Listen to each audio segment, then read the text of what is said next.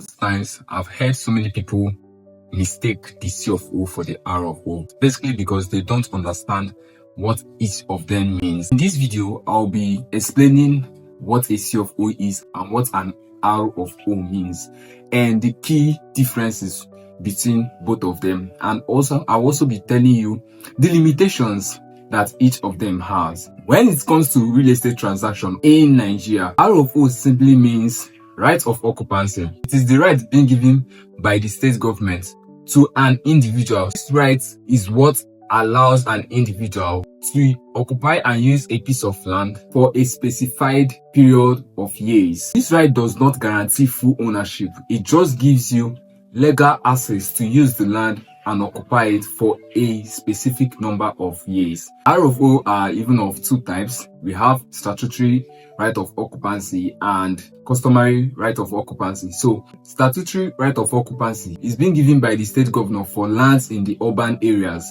while customary right of occupancy is being given by the local government chairman for lands in the rural areas, communities, villages. While a C of O simply means certificate of occupancy. So C of O is the strongest and most recognized title document in Nigeria. So C of O gives you full legal ownership over a particular property. Let's now talk about the key differences. So ordinarily, you said C of O means certificate of occupancy. R of O means right of occupancy. So ordinarily, certificate of occupancy is what serves as an evidence that you have right of occupancy over a particular property.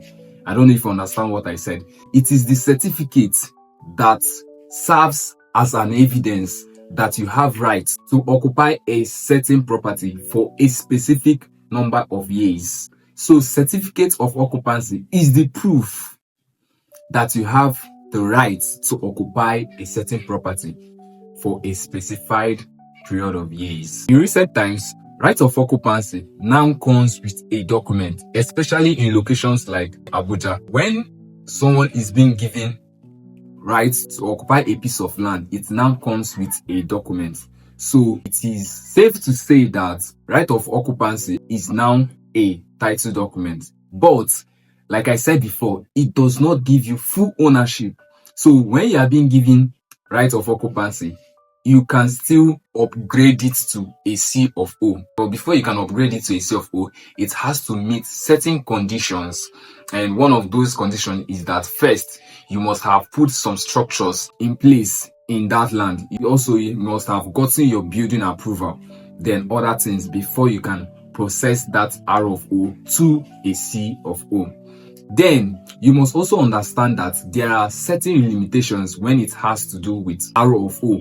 Because when you have a C of O, you can easily access loans from banks and can easily mortgage it. But when it has to do with R of O, there are certain limitations that you have to face when trying to access financial help from financial institutions. Maybe when you want to access loans or mortgages from financial institutions. You should also understand that a right of occupancy can be revoked at any point at the discretion of the state governor or the FCT minister. I hope this helps. You should have understood the meaning of a right of occupancy, R of O, and a C of O, which means certificate of occupancy. I'm Chidebe Ogu, a realtor here in the city of Enugu. I help you to secure smart real estate investments that has verifiable title documents, strategically located, and properties that will guarantee high return on investment within short period of time, and also will give you peace of mind, no stress, no encumbrances, no issues. If this looks like what you need, do well to call me or send a message directly to me on the number showing on your screen. Thank you and see you on the other side.